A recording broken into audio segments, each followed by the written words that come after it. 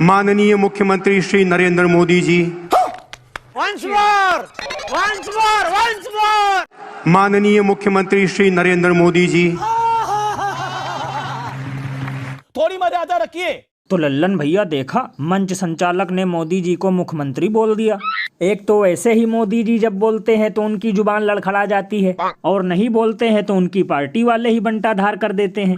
वैसे शुक्र है उस व्यक्ति ने भजन लाल शर्मा को प्रधानमंत्री नहीं बोला। बताओ, मोदी जी लोगों का प्रमोशन करते हैं, लेकिन एक माइक पकड़ने वाले ने उनका डिमोशन कर दिया।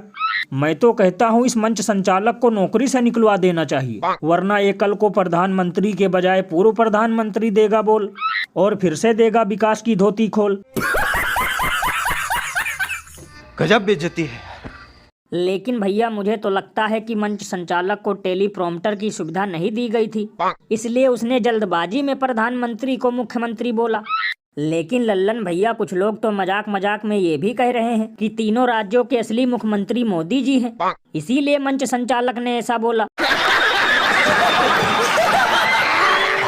और अभी तो रुको, क्लाइमैक्स अभी बाकी है। आप ये तस्वीरें देखिए जो आपका सीना आज गर्व से चौड़ा कर देंगी।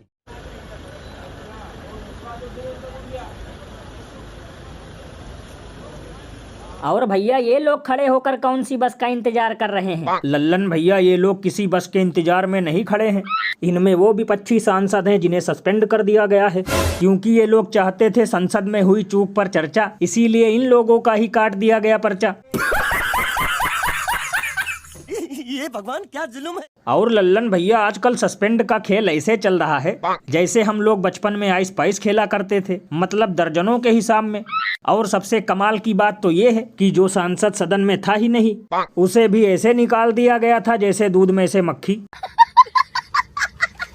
भैया यही तो जुमला पार्टी का मास्टर स्ट्रोक है, क्योंकि एक तो वैसे ही ये लोग अडानी और मणिपुर का नाम सुनते ही बौखला जाते थे, और ऊपर से सुरक्षा में चूक वाला मामला भी आ गया, जिसे दलाल मीडिया वाले भी हैंडल नहीं कर पा रहे। बस इसीलिए इन लोगों को कर दिया गया सस्पेंड, ताकि जुमलापति घूम सके मार के सेंट।